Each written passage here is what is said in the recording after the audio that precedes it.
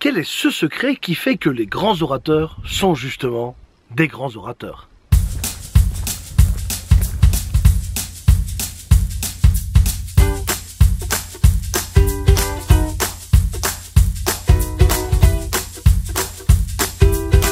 Quel est ce secret si précieux qui fait que des grands orateurs arrivent à passionner des foules? Vous est-il déjà arrivé de vous rendre compte que la façon dont les choses étaient racontées pouvait changer la donne pour vous? Pensez par exemple à l'un de vos anciens professeurs à l'école, au lycée, au collège. Vous avez probablement connu un de ces professeurs qui semblait être tellement passionné par ce qu'il disait qu'il vous donnait à son tour, lui aussi, envie d'adhérer à son message. Passionner les autres avec un mode narratif qui peut être super intéressant, eh bien ça commence par être passionné soi-même. Comment voulez-vous attirer l'attention de votre public si vous-même vous n'êtes pas passionné ou en tout cas animé par ce que vous dites?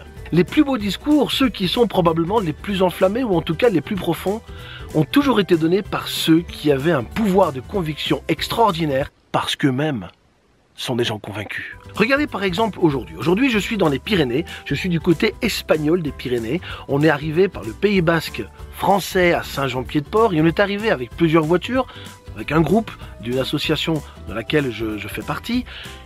Et parmi ces participants, nous avions un passionné de la région qui fait également des fouilles archéologiques.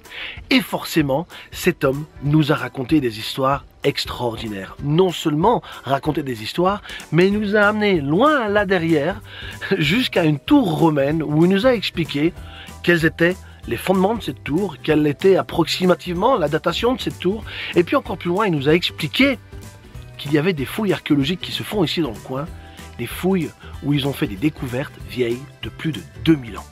Un truc de fou. Et vous savez ce qui est intéressant? C'est que cet homme, c'est pas un narrateur de naissance. Il n'a pas l'habitude de narrer des histoires. C'est pas un conteur. Néanmoins, la trentaine de personnes qui étaient autour de lui étaient tous accrochés à ses lèvres. Pourquoi? Parce que c'était un homme passionné qui était capable de raconter quelque chose de passionnant. Nous avions tous l'impression d'être transportés il y a 2000 ans.